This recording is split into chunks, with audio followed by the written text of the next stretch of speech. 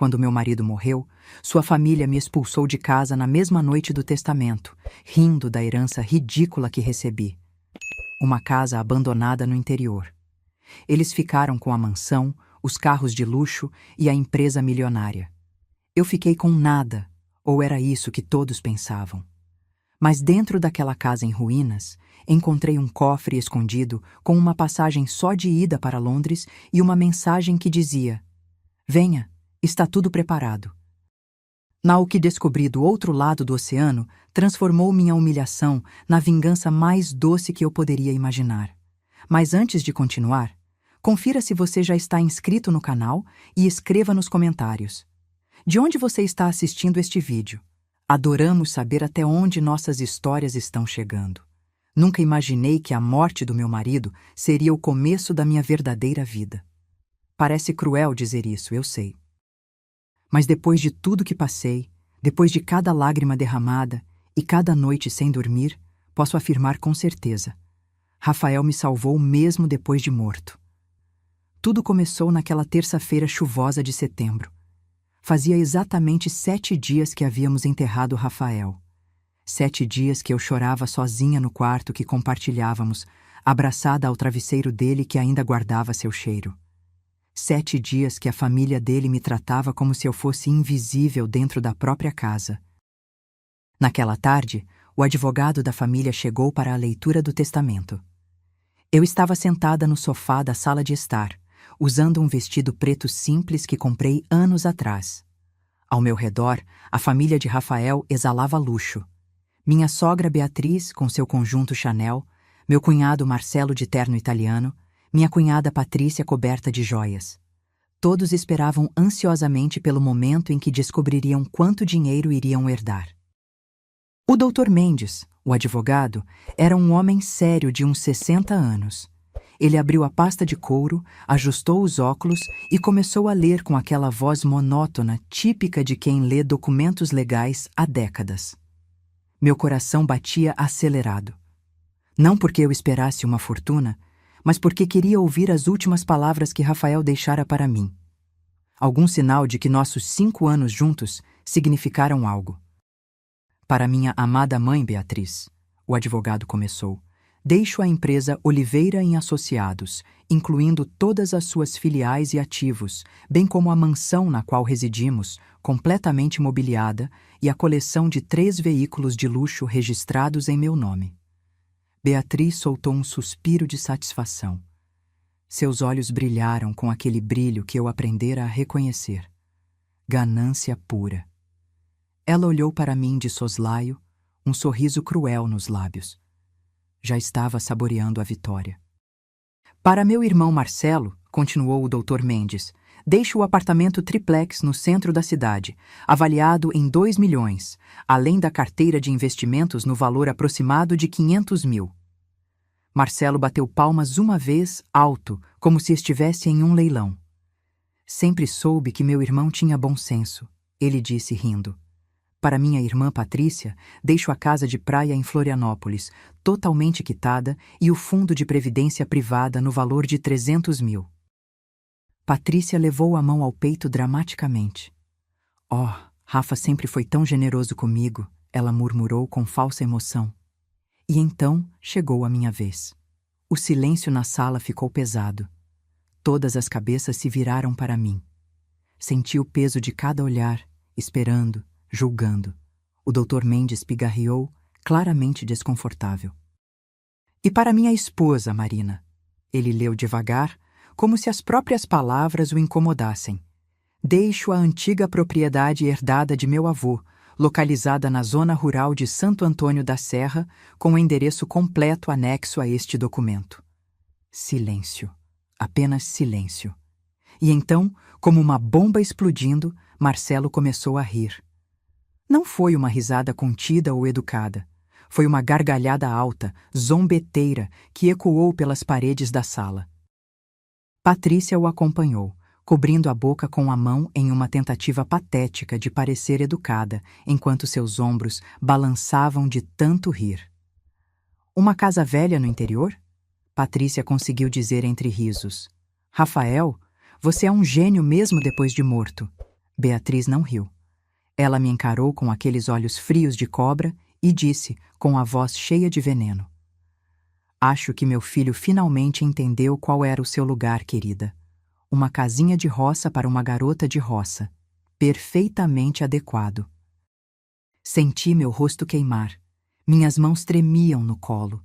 Eu queria gritar, queria chorar, queria desaparecer. Mas tudo que consegui fazer foi ficar ali sentada, congelada, enquanto eles riam da minha desgraça. O advogado recolheu os papéis rapidamente, claramente desconfortável com a situação, entregou uma cópia do testamento para Beatriz e praticamente correu para fora da casa. Assim que a porta se fechou atrás dele, Beatriz se levantou. Ela caminhou até onde eu estava, seus saltos altos batendo no piso de mármore como martelos. Quando parou na minha frente, seu rosto estava a centímetros do meu. Você tem até amanhã de manhã para sair da minha casa, ela sibilou. Mas eu... Comecei, minha voz falhando. Esta casa é minha agora, ela cortou, cada palavra como uma facada. Você não é mais bem-vinda aqui, na verdade, nunca foi. Meu filho cometeu um erro ao se casar com você, mas pelo menos teve a decência de corrigir isso antes de morrer. Beatriz, eu não tenho para onde ir, consegui dizer, sentindo as lágrimas começarem a cair. Pelo menos me dê alguns dias para... Amanhã de manhã, ela repetiu, virando as costas para mim. Marcelo, Patrícia, venham. Temos muito o que comemorar. Vamos jantar fora. Aquela comida francesa que tanto gostamos. Eles saíram rindo, me deixando sozinha naquela sala enorme e vazia. Fiquei ali sentada por quanto tempo? Não sei. As luzes se apagaram automaticamente quando escureceu. A chuva começou a cair lá fora, batendo nas janelas como dedos impacientes, e eu chorava. Chorava tanto que meu corpo todo doía. Rafael e eu nos conhecemos 6 anos atrás. Eu trabalhava como secretária em uma clínica médica, ganhando pouco, morando em um apartamento minúsculo que dividia com uma colega. Ele entrou um dia para uma consulta de rotina e nossos olhos se encontraram. Foi clichê, foi repentino, foi real. Ele era bonito, educado, gentil. Me convidou para tomar um café. Depois outro e outro. 3 meses depois estávamos namorando. 1 ano depois, ele pediu minha mão. Sua família odiou desde o primeiro momento. Para eles, eu era uma caçadora de fortunas, uma aproveitadora que queria o dinheiro deles. Não importava que eu amasse Rafael de verdade. Não importava que eu trabalhasse e pagasse minhas próprias contas. Para eles, eu nunca seria boa o suficiente. Rafael sempre me defendia. Quando Beatriz fazia comentários cruéis durante os jantares de família, ele segurava minha mão por debaixo da mesa. Quando Marcelo insinuava que eu era interesseira, Rafael o confrontava na hora. Ele era meu protetor, meu defensor, meu amor. Ou pelo menos era isso que eu pensava. A doença chegou de repente. Um dia ele estava bem, rindo, fazendo planos para o futuro. No outro, estava no hospital com um diagnóstico devastador. Câncer agressivo, estágio avançado. Os médicos deram 6 meses. Ele durou 4. Esses 4 meses foram os piores da minha vida. Eu cuidava dele dia e noite. Levava comida no hospital, dormia na cadeira desconfortável ao lado da cama dele, segurava sua mão quando a dor era forte demais. Sua família aparecia ocasionalmente, sempre com desculpas sobre compromissos importantes, sempre saindo depois de 10 minutos.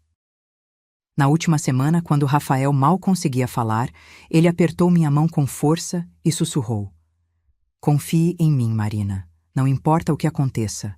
Confie em mim. Eu não entendi na época. Achei que fossem delírios da morfina. Mas prometi que confiaria. Agora, sentada naquela sala escura, enquanto a família dele comemorava minha humilhação em um restaurante caro, aquelas palavras voltaram à minha mente.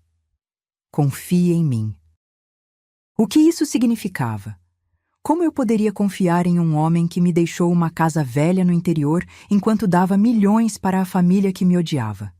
Subi para o quarto, peguei minha mala velha do armário e comecei a colocar minhas roupas dentro. Não tinha muito. Nunca tive. Algumas camisetas, jeans, 2 vestidos mais arrumados. Peguei a foto do nosso casamento que ficava na mesa de cabeceira. Nela, Rafael me olhava com tanto amor que meu coração se partiu de novo. Como o homem daquela foto pôde me fazer isso?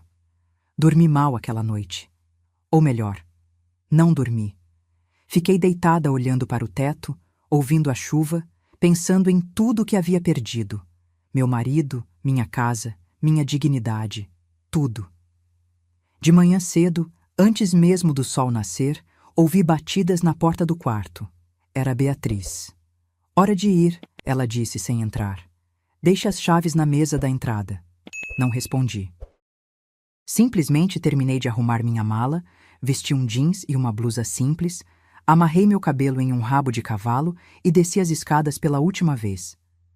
Beatriz, Marcelo e Patrícia estavam na sala, tomando café da manhã como se fosse um dia normal. Ninguém olhou para mim. Deixei as chaves na mesa, como mandado.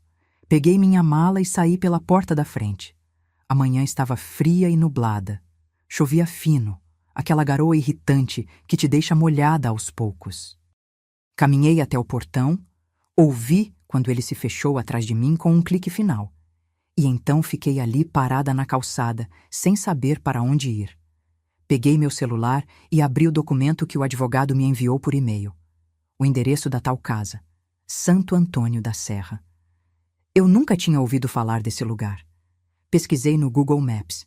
Era uma cidadezinha minúscula no interior, a 4 horas de distância. Uma casa perdida no meio do nada. Não tinha escolha. Peguei um ônibus até a rodoviária. Comprei uma passagem com o pouco dinheiro que tinha na conta e esperei 3 horas até o próximo ônibus para lá. A rodoviária era suja e cheirava mal. Sentei em um banco de plástico, abraçada à minha mala, observando as pessoas passarem. Famílias viajando juntas, casais de mãos dadas, crianças correndo. Todos tinham alguém. Eu estava completamente sozinha. A viagem de ônibus foi interminável. O veículo estava velho e desconfortável, chacoalhando em cada buraco da estrada. Passei as 4 horas olhando pela janela embaçada, vendo a paisagem urbana dar lugar a fazendas, montanhas, verde. Quanto mais nos afastávamos da cidade, mais vazio tudo parecia. Assim como eu me sentia por dentro, vazia.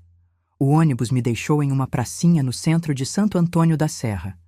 E quando digo centro, estou sendo generosa.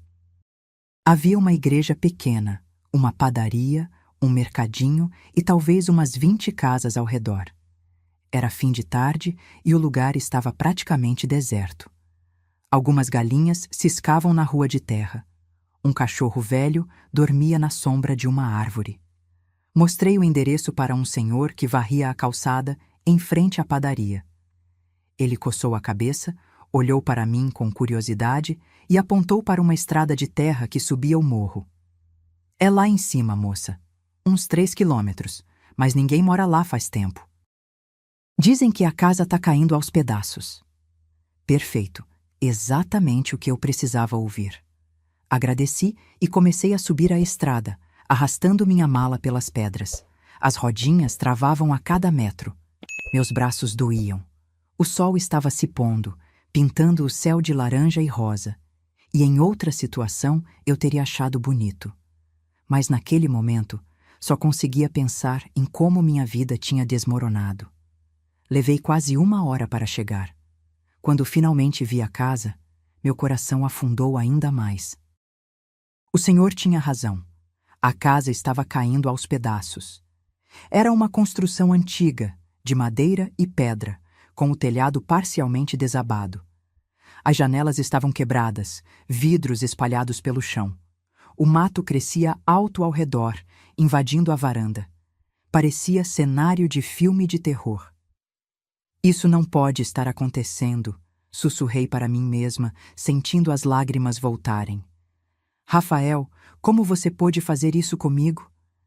Mas já estava escurecendo e eu não tinha para onde ir. Com as mãos tremendo, empurrei o portão enferrujado que rangeu alto. Subi os degraus podres da varanda, torcendo para não cair através deles. A porta da frente estava trancada com um cadeado velho e enferrujado. Não tinha chave. Estava prestes a desabar ali mesmo quando notei algo. Na varanda, em um canto coberto de poeira e folhas secas, havia um vaso de flores. Não um vaso qualquer, mas um vaso de cerâmica azul com um pé de jasmim. E o jasmim estava verde, vivo, claramente cuidado há pouco tempo. As flores brancas e delicadas exalavam um perfume doce que cortou através do cheiro de mofo e abandono. Meu coração começou a bater mais rápido. Jasmim. Rafael amava jasmim. Em nosso primeiro aniversário de namoro, ele me deu um buquê de jasmins e disse: "Essa flor me lembra você, delicada, mas resistente." Isso não podia ser coincidência. Me ajoelhei ao lado do vaso e, seguindo um instinto que nem sabia que tinha, levantei-o. Era pesado, mas consegui movê-lo um pouco. E lá, embaixo, coberta de terra, estava uma chave. Uma chave grande, antiga, de metal escuro. Minhas mãos tremiam tanto que quase a deixei cair. Limpei a terra, levantei e caminhei até a porta. Coloquei a chave na fechadura do cadeado. Ela entrou perfeitamente. Girei. O cadeado abriu com um clique alto. Empurrei a porta e ela abriu com um rangido de filme de suspense. O interior estava escuro e cheirava a mofo e madeira velha. Acendi a lanterna do celular, que já estava com pouca bateria, e entrei. A casa era grande, muito maior do que parecia por fora. Havia uma sala espaçosa com móveis cobertos por lençóis brancos empoeirados. Uma escada de madeira subia para o segundo andar. Um corredor à esquerda levava para o que parecia ser uma cozinha, e à direita, uma porta fechada. Algo me puxou para aquela porta. Não sei explicar. Foi como se uma voz silenciosa me chamasse. Aproximei-me e girei a maçaneta. A porta abriu para o que claramente era um escritório, e este escritório era diferente. Enquanto o resto da casa estava coberto de poeira e abandono, aqui tudo parecia recente. Havia uma mesa grande de madeira, uma cadeira de couro, estantes cheias de pastas organizadas. E sobre a mesa, um cinzeiro com restos de cinza ainda fresca. Rafael tinha estado aqui, recentemente. Minha mente girava tentando processar isso.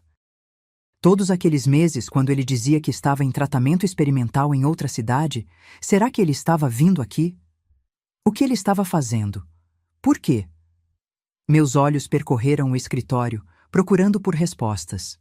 E então vi, na parede oposta à mesa, um quadro. Era uma pintura a óleo de uma ponte famosa. Levei alguns segundos para reconhecer. A Tower Bridge, em Londres. Aproximei-me do quadro. Era bonito, bem pintado, mas completamente fora de lugar naquela casa abandonada. Por que Rafael teria uma pintura cara de Londres pendurada aqui? Ele nunca tinha manifestado interesse especial por Londres. Nunca tínhamos viajado para lá. Nunca tínhamos planejado ir. Toquei a moldura. Era sólida, pesada. Tentei tirá-la da parede para ver se havia algo escrito atrás, mas não se movia. Estava fixada com firmeza. Examinei as bordas, procurando... O quê? Eu nem sabia. E então meus dedos encontraram algo. Um pequeno botão escondido no canto inferior direito da moldura. Pressionei.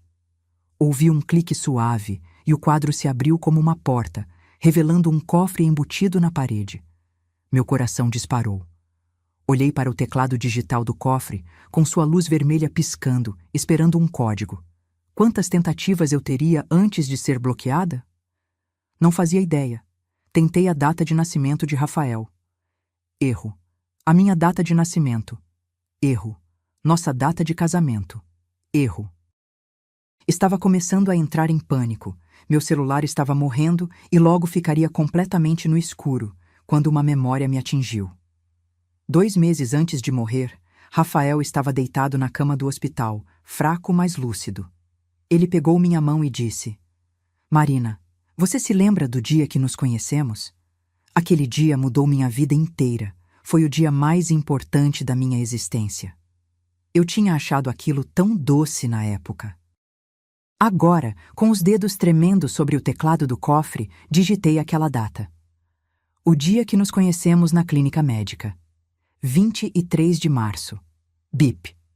Uma luz verde acendeu. O cofre abriu com um som mecânico. Por um momento, apenas olhei para dentro, mal conseguindo respirar. Dentro do cofre havia 3 coisas: uma garrafa de água mineral ainda lacrada, um pacote de biscoitos integrais e um envelope pardo. Peguei primeiro a água e os biscoitos. Meu estômago roncou, lembrando que eu não comia desde o café da manhã. Mas o envelope era o que realmente importava. Minhas mãos tremiam tanto que rasguei metade dele tentando abrir. Dentro havia uma passagem aérea. Uma passagem de primeira classe, só de ida, da minha cidade para Londres, Inglaterra. Em meu nome. Marina Silva Costa. Data de partida. Dali a 2 dias. Deixei-me cair no chão empoeirado do escritório. Naquele momento exato, meu celular morreu, deixando-me na escuridão total. Mas eu apertava aquela passagem contra o peito como se fosse a coisa mais preciosa do mundo. Rafael não tinha me abandonado. Ele havia planejado algo. Algo grande o suficiente para exigir que eu atravessasse o oceano. Algo que explicava o jasmim cuidado, a chave escondida, o cofre secreto, a comida deixada propositalmente para mim. Fiquei sentada ali no escuro, chorando, rindo, completamente confusa, e ao mesmo tempo sentindo pela primeira vez, desde a morte dele, que talvez, apenas talvez, houvesse uma razão para tudo. Que as palavras dele no hospital, "confie em mim", realmente significassem algo. Passei aquela noite no escritório, sentada na cadeira de couro de Rafael, enrolada em um lençol velho que encontrei. Não consegui subir as escadas para procurar um quarto. Estava exausta demais, física e emocionalmente. Bebi a água que ele deixara no cofre, comi alguns biscoitos. Cada gole, cada mordida parecia uma mensagem dele. Eu sabia que você chegaria aqui com fome. Eu sabia que precisaria disso. Quando a primeira luz do amanhecer entrou pela janela suja do escritório, procurei uma tomada. Milagre dos milagres. Havia eletricidade na casa. A luz devia estar em nome do falecido avô de Rafael ainda. Conectei meu celular e esperei os minutos angustiantes até ele ligar. Assim que a tela acendeu, uma série de notificações apareceu. Mensagens de números desconhecidos, e-mails, tudo ignorado. Mas uma mensagem em particular me fez parar de respirar. Era de um número com código internacional do Reino Unido. Tinha chegado na noite anterior, enquanto meu celular estava morto. Senhora Costa, seu marido me instruiu a contatá-la neste momento. Confirmo que sua passagem está ativa. Por favor, compareça ao aeroporto conforme indicado. Traga apenas seus documentos. Tudo mais está providenciado. Estaremos esperando por você em Londres. James Carter, Carter & Associates Legal Firm. Rele a mensagem 5 vezes. Um advogado em Londres, esperando por mim. Tudo mais está providenciado. O que isso significava? Providenciado como? Para quê? Olhei ao redor do escritório à luz do dia. Agora podia ver melhor. Havia documentos organizados nas prateleiras. Peguei algumas pastas aleatoriamente. Eram contratos, acordos legais, documentos em inglês que eu mal conseguia entender. Mas uma coisa era clara. Todos tinham o nome Rafael Oliveira Costa assinado no final. Meu marido tinha negócios em Londres. Negócios que ele nunca mencionou. Uma vida inteira que ele manteve secreta de todos, inclusive de mim. Gastei as próximas horas explorando a casa. Encontrei roupas dele no quarto principal, como se ele tivesse ficado ali recentemente. Produtos de higiene no banheiro. Comida não perecível na despensa da cozinha. Esta não era apenas uma casa antiga herdada. Era um refúgio, um lugar secreto onde Rafael vinha quando precisava escapar. Mas escapar de quê? Da família? Da doença? De mim? Não, percebi. Não de mim. Para mim. Tudo isso foi preparado para mim. Tomei um banho frio na banheira velha, vesti roupas limpas e comecei a formar um plano. Eu tinha 2 dias até o voo. Precisava voltar para a cidade, mas não tinha dinheiro suficiente para passagem de ônibus e táxi para o aeroporto. Vasculhei a casa procurando por dinheiro, mas não encontrei nada. Então, no último lugar que olhei, dentro de um livro grosso na estante do escritório, encontrei um envelope. Dentro havia 5.000 reais em dinheiro e um bilhete escrito à mão. A caligrafia de Rafael. Marina, sei que está assustada e confusa. Sei que acha que te traí, mas cada passo que dei foi para te proteger. Use este dinheiro para voltar e pegar o voo. Não fale com ninguém da minha família. Não conte a ninguém para onde está indo. Apenas confie em mim mais um pouco. Londres tem todas as respostas. Te amo mais do que qualquer palavra pode expressar. Perdoe-me pela dor que causei. R. Dobrei o bilhete e o guardei no bolso. Peguei o dinheiro, coloquei na bolsa junto com meus documentos e a passagem. Deixei a mala para trás. Se o advogado disse para levar apenas documentos, era isso que eu faria. Desci a estrada de terra pela última vez. Não olhei para trás. Aquela casa tinha me dado mais respostas do que eu esperava, mas também 1.000.000 de novas perguntas. Na pracinha de Santo Antônio da Serra, peguei um táxi que me levou de volta para a cidade. A viagem custou uma fortuna, mas eu tinha dinheiro agora. Passei aquela noite em um hotel barato perto do aeroporto. Mal dormi. Minha mente não parava de girar, criando cenários do que poderia me esperar em Londres. No dia seguinte, acordei antes do alarme. Tomei banho, vesti minhas melhores roupas, que eram apenas jeans e uma blusa simples, e fui para o aeroporto 3 horas antes do voo. O check-in foi estranho. A funcionária olhou para minha passagem de primeira classe, depois para mim, com minhas roupas simples e nenhuma bagagem, e franziu a testa. A senhora não tem bagagem para despachar? Não, apenas bagagem de mão. Menti, apontando para minha bolsa pequena. Ela hesitou, digitou algo no computador, fez uma ligação baixa para alguém. Um supervisor apareceu. Meu coração disparou. Eles iam me impedir de embarcar? Mas depois de mais algumas verificações e perguntas, finalmente me deram o cartão de embarque. A senhora tem acesso ao lounge VIP, a funcionária disse, ainda me olhando estranha. Portão 12. Bom voo. Passei pela segurança, pela imigração e encontrei o lounge VIP.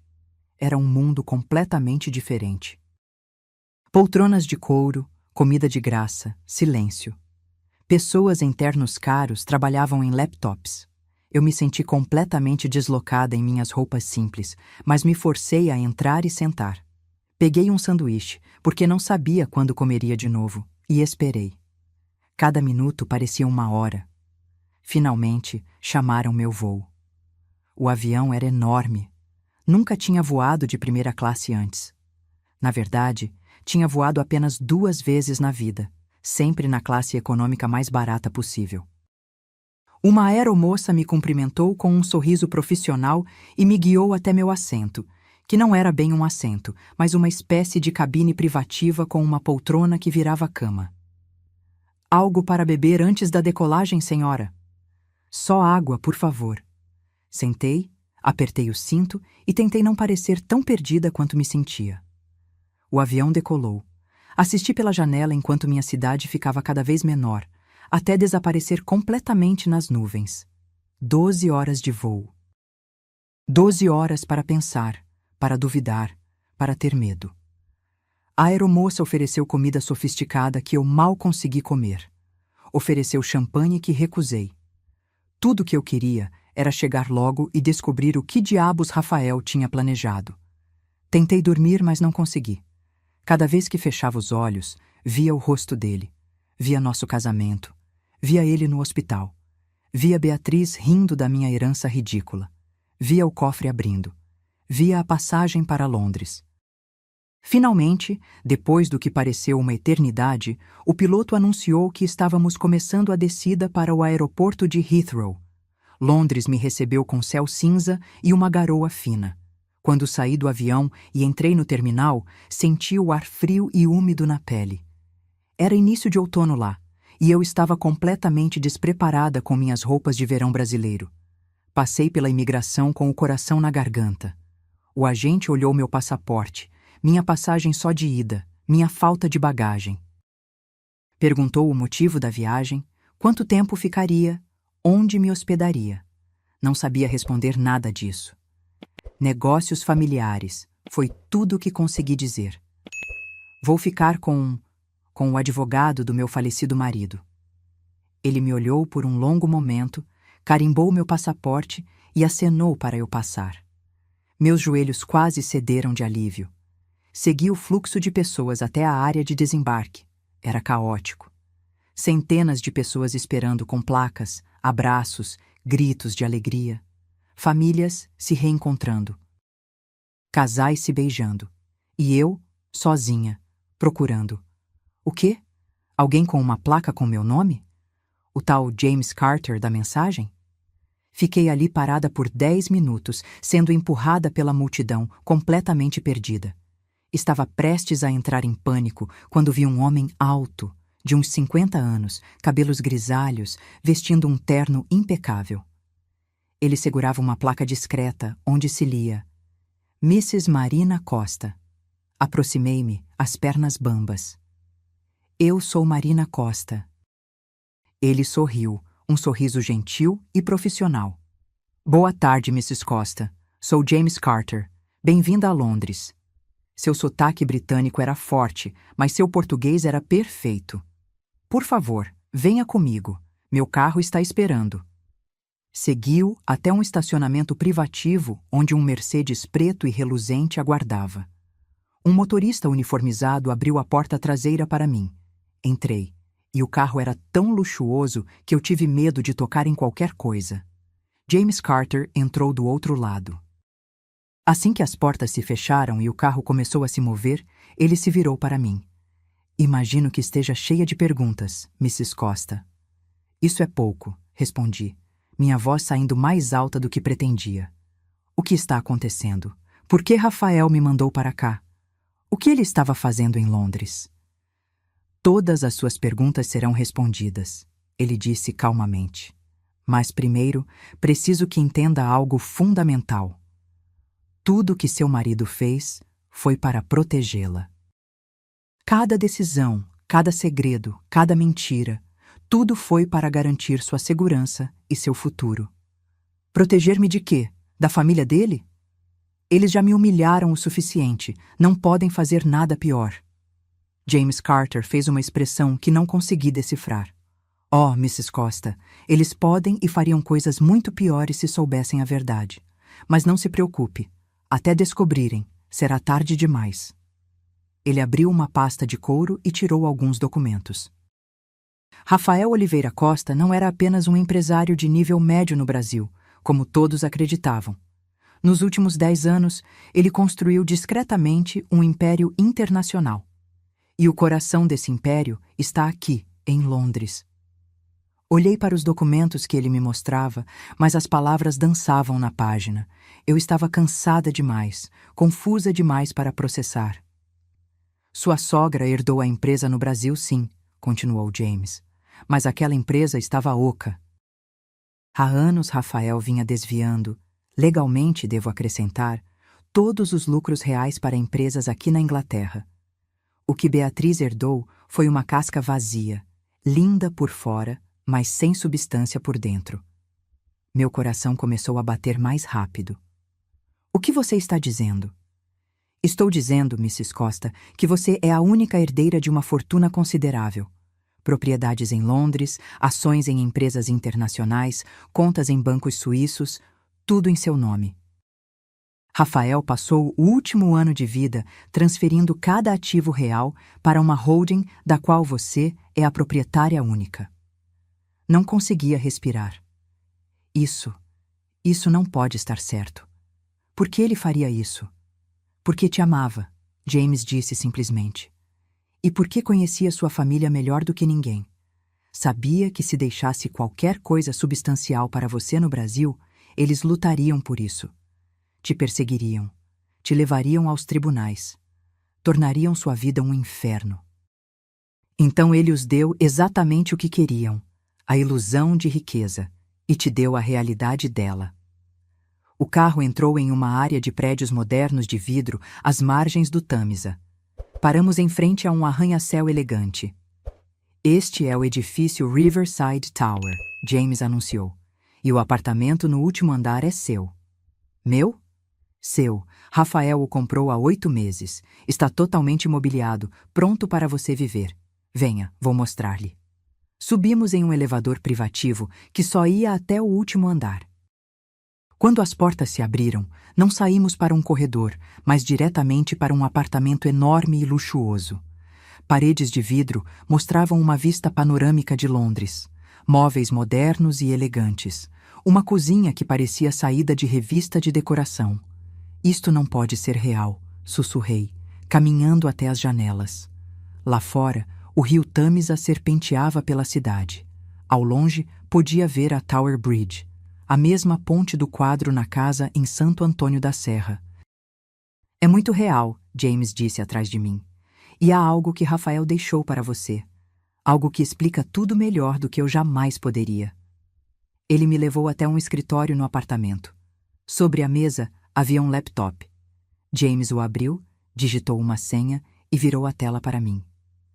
Havia um arquivo de vídeo na tela, pausado. Na miniatura, eu podia ver o rosto de Rafael. Esta é a última mensagem dele para você, James disse suavemente. Vou te deixar a sós. Quando terminar, estarei na sala. Há roupas novas no closet do quarto principal, tudo do seu tamanho. Rafael escolheu pessoalmente. Ele saiu, fechando a porta atrás de si. Fiquei ali parada, olhando para a miniatura do vídeo. Rafael estava mais magro, com olheiras profundas, mas seus olhos brilhavam com aquela intensidade que eu amava. Com as mãos tremendo, apertei play. A imagem tremeu levemente, e então Rafael apareceu, sentado naquela mesma cadeira onde eu estava agora. Ele vestia uma camiseta simples e parecia cansado, tão cansado. Mas quando começou a falar, sua voz era firme. Marina, meu amor, se está vendo isso, significa que nosso plano funcionou. Você está em Londres, está segura, e eu não estou mais aí. Desculpe. Desculpe por tudo. Minha garganta apertou. Lágrimas começaram a cair antes mesmo que eu percebesse. Sei que está furiosa comigo, ele continuou. Sei que se sentiu traída quando ouviu o testamento. Sei que minha família te humilhou, te expulsou, fez você se sentir como nada. E eu sabia que fariam isso. Contava com isso. Ele fez uma pausa, passando a mão pelo rosto. Minha mãe, meu irmão, minha irmã. Eu os conheço, Marina. Cresci vendo o veneno deles, a ganância deles. Se eu tivesse deixado algo substancial para você no Brasil, eles teriam destruído sua vida. Teriam processado você, inventado escândalos, feito tudo ao seu alcance para tirar até o último centavo. Você nunca teria paz. Ele se inclinou mais perto da câmera. Então tive que fazer algo drástico. Tive que fazer você parecer a perdedora. Tive que deixá-los pensar que tinham vencido. Aquela casa em Santo Antônio da Serra, aquele testamento ridículo, tudo foi calculado para fazê-los baixar a guarda. Você é um filho da mãe, sussurrei para a tela, meio rindo, meio chorando. Como se pudesse me ouvir, Rafael sorriu. Estou te ouvindo xingar pela tela. Mereço, mas espere, fica melhor. Ou pior, dependendo do ponto de vista. Ele pegou alguns papéis da mesa. A empresa que minha mãe herdou, o Oliveira Ente Associados, está falida, Marina, completamente falida. Nos últimos 2 anos, enquanto fingia fazer tratamento, eu estava aqui em Londres, transferindo cada ativo real. O que deixei no Brasil eram apenas dívidas. Muitas dívidas. Meus olhos se arregalaram. Peguei empréstimos enormes usando a empresa como garantia. Comprei aquela mansão a crédito, os carros de luxo a crédito, o apartamento de Patrícia a crédito. Tudo isso está com pagamentos atrasados, programados para vencer exatamente 3 meses após minha morte. Tempo suficiente para eles se sentirem seguros. Tempo suficiente para você chegar aqui. Ele recostou-se na cadeira, e pela primeira vez vi um sorriso genuíno em seu rosto. quando os bancos executarem as dívidas, e eles vão, minha família vai perder tudo. A mansão, os carros, o apartamento, a empresa, tudo. E sabe o que sobrou para eles? Nada. Absolutamente nada além das roupas que estão vestindo. Cobri minha boca com a mão. Oh, meu Deus! Enquanto isso, Rafael continuou, você, meu amor, é a proprietária de uma holding internacional avaliada em aproximadamente 15 milhões de libras. Tem este apartamento, mais 2 em outras cidades europeias. Tem ações em diversas empresas. Tem contas bancárias que vão te sustentar confortavelmente pelo resto da vida. As lágrimas escorriam pelo meu rosto. Não eram mais lágrimas de tristeza, mas de algo complexo demais para nomear. Choque, alívio, gratidão, raiva. Eu sei que estou pedindo muito, Rafael disse, sua voz ficando mais suave. Sei que mentir para você foi imperdoável, mas não tinha escolha, Marina. Se você soubesse de algo, sua reação não seria genuína. Minha família teria suspeitado. Precisavam realmente acreditar que você não valia nada para que te deixassem ir sem lutar. Ele se inclinou para a frente de novo. A casa em Santo Antônio da Serra era o primeiro teste. Sabia que você iria procurar respostas. Sabia que veria o jasmim, nossa flor.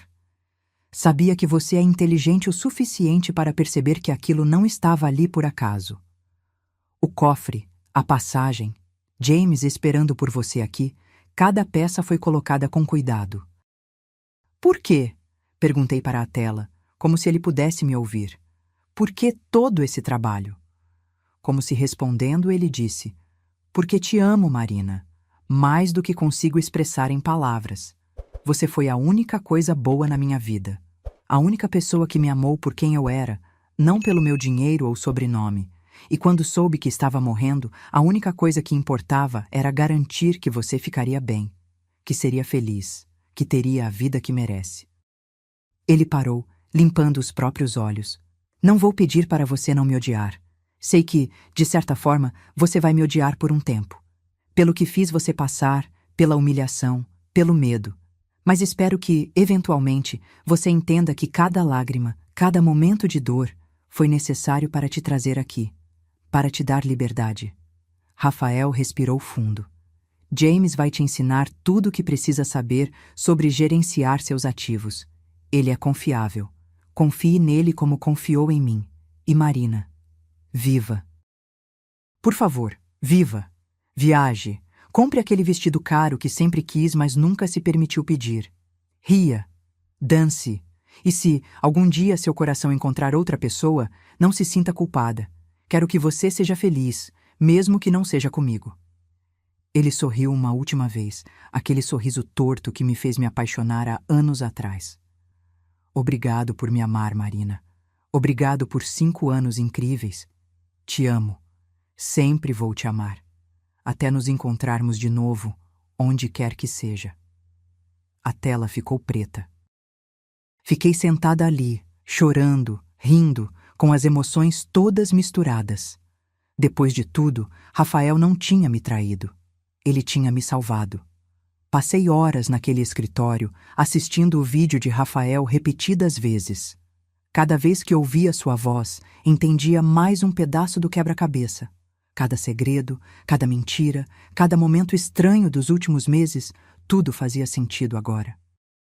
As viagens para tratamento experimental eram, na verdade, viagens para Londres para organizar a transferência de ativos. As reuniões com médicos especialistas eram encontros com advogados e contadores. Às vezes que ele voltava cansado e distante, não era só da doença, mas do peso de orquestrar um plano tão complexo enquanto lutava contra o câncer. E a casa em Santo Antônio da Serra não era um insulto, era uma estação de transição, um lugar seguro onde sua família nunca pensaria em procurar. Um lugar onde ele podia me levar, passo a passo, até a verdade. Finalmente me levantei, lavei o rosto no banheiro, anexo ao escritório, e fui encontrar James na sala. Ele estava sentado em uma poltrona de frente para as janelas, lendo algo em um tablet. Pronta para conversarmos? Ele perguntou gentilmente. Sentei no sofá em frente a ele. Preciso entender tudo, desde o começo. James colocou o tablet de lado. Rafael me procurou há 3 anos, logo após o primeiro diagnóstico. Na época, os médicos lhe deram 5 anos de vida. Ele usou esse tempo para criar uma estrutura financeira completamente separada da empresa familiar brasileira. Mas como? A família não percebeu o dinheiro sumindo? Porque ele era muito inteligente, James disse com um sorriso de respeito. Ele não tirou grandes quantias de uma vez. Por anos, desviou pequenas porcentagens dos lucros da empresa para contas offshore. Nada que levantasse suspeitas. E quando o câncer voltou mais agressivo, ele acelerou o processo, mas de forma que parecesse que estava gastando com tratamentos caros. Fiquei processando isso. E a parte das dívidas? Ah, sim. A parte mais brilhante do plano. James se inclinou para a frente. Há cerca de 1 ano, Rafael começou a pegar empréstimos bancários usando a empresa e os bens como garantia. Usou esse dinheiro para comprar a mansão, os carros luxuosos, o apartamento para sua irmã. Tudo o que sua família cobiçava. Mas ele estruturou os empréstimos de forma que o pagamento integral vencesse exatamente 3 meses após sua morte. Tempo suficiente para o testamento ser lido, para a herança ser distribuída, para todos se sentirem seguros. Comecei a rir. Não pude evitar. Era genial e cruel ao mesmo tempo. Então, quando os bancos cobrarem, eles vão descobrir que herdaram uma bomba prestes a explodir, James completou. A empresa não tem ativos para cobrir as dívidas. A mansão será executada. Os carros apreendidos, o apartamento tomado. Tudo. E eles não podem processar a mim porque oficialmente não herdei nada do Brasil, percebi. Exatamente. Você herdou aqui na Inglaterra através de uma estrutura legal completamente separada que não tem relação com a empresa brasileira. Rafael foi meticuloso em manter os 2 mundos separados. Levantei e caminhei até as janelas, olhando para a cidade lá fora. Quando os bancos vão executar as dívidas? James olhou para o relógio. Segundo meus cálculos, deve estar acontecendo exatamente agora. Meu coração pulou. Agora? Como neste exato momento? Sim. Rafael programou tudo para 3 meses após sua morte. Foi há exatos 3 meses hoje. Nos dias seguintes, James me ensinou tudo sobre minha nova vida. Passeamos por Londres enquanto ele explicava cada ativo que eu possuía. Este prédio de escritórios? Eu tinha 15% das ações. Aquele restaurante chique? Era meu. Aquela boutique de roupas caras? Também minha. Era surreal. 1 semana atrás, eu estava sendo expulsada de casa na chuva. Agora, eu era dona de propriedades espalhadas por 3 países. James também me mostrou as contas bancárias. Havia dinheiro suficiente para eu viver confortavelmente sem trabalhar um dia pelo resto da vida. Mas Rafael tinha deixado instruções. Ele não queria que eu apenas gastasse o dinheiro. Queria que eu o fizesse crescer, que continuasse seus investimentos, que me tornasse uma mulher de negócios de verdade. Ele acreditava em você, James me disse um dia enquanto tomávamos chá em um café chique.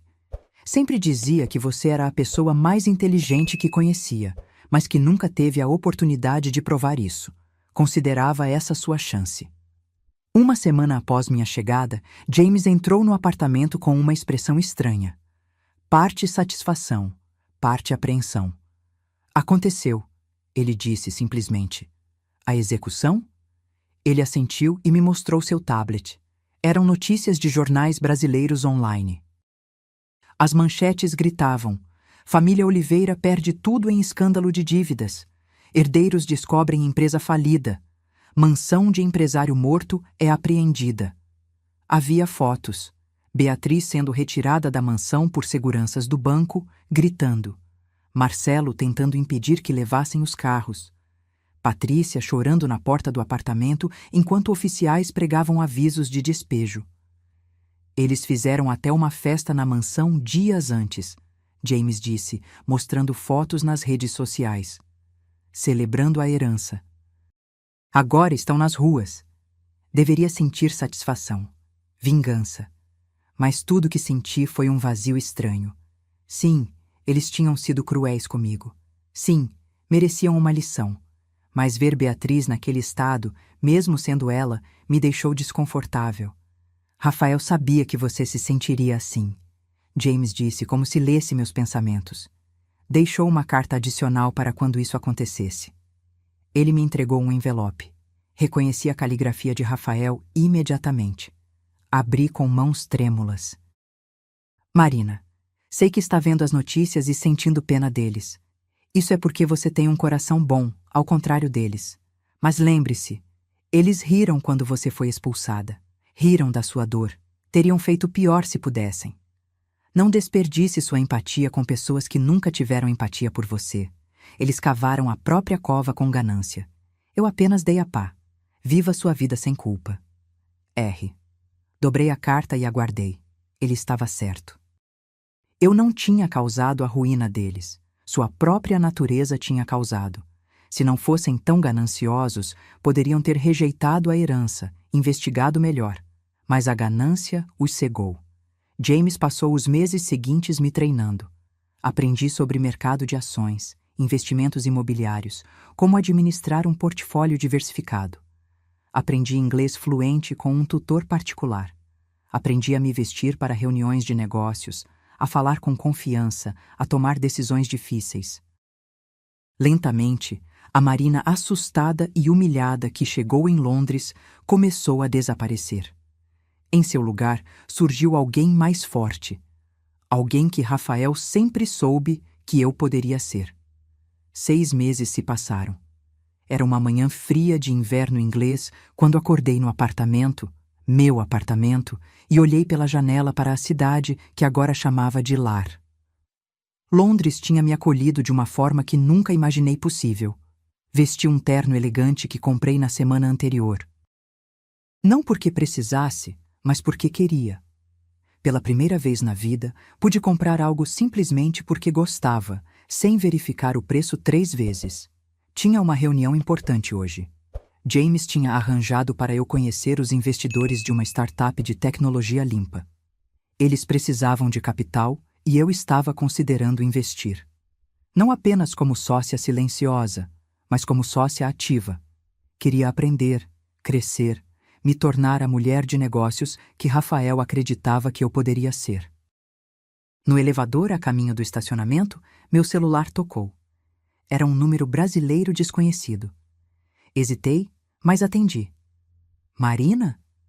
A voz era de Beatriz, mas tão diferente da que eu lembrava. Não havia mais arrogância, apenas desespero. Marina, preciso falar com você. Como conseguiu meu número? Fiz uma pessoa procurar. Não importa.